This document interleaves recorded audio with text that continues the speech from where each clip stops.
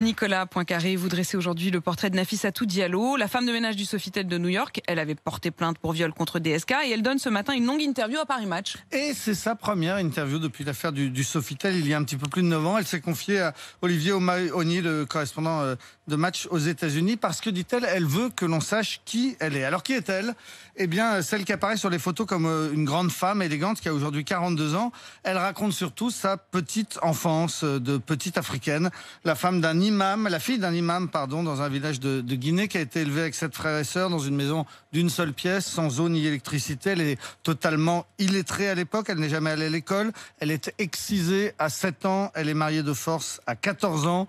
Elle est rapidement mère de 2 enfants, dont un qu'elle va perdre. Puis elle est veuve à 19 ans. Son histoire, c'est aussi l'histoire d'un viol par des soldats dans la capitale guinéenne, Conakry, avant de finalement parvenir à gagner l'Amérique avec de faux papiers. Arrivée à New York, elle dit avoir été séquestrée 2 ans dans une famille guinéenne qui l'emploie sans la payer comme babysitter pour se rembourser d'avoir financé son voyage clandestin. Voilà l'histoire africaine, à la fois banale et tragique, qu'elle raconte en pleurant parfois pendant l'entretien. Alors sur ce qui s'est passé le 14 mai 2011, en fin de matinée au Sofitel de New York, là, elle refuse d'en dire beaucoup plus, mais elle donne sa version.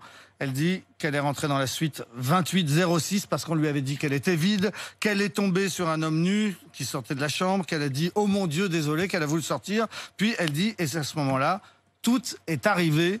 Et quand ça a été fini, je me suis enfui. Voilà, elle n'en dira pas beaucoup plus. Elle raconte qu'elle a ensuite croisé DSK qui sortait au moment où il allait prendre l'ascenseur et que leurs regards se sont croisés. Qu'ensuite, elle est retournée dans la suite jusqu'à l'arrivée de sa chef à qui elle s'est confiée. Fin du récit. Paris Match lui fait remarquer que le procureur de New York avait abandonné les poursuites à l'époque contre Dominique Strauss-Kahn parce qu'elle avait donné trop de versions différentes de ces faits. Elle conteste absolument. Elle affirme qu'elle a toujours raconté la même version des faits, c'est-à-dire celle-ci. Elle estime que les policiers new-yorkais ont bien fait leur travail, mais que les procureurs l'ont trahi.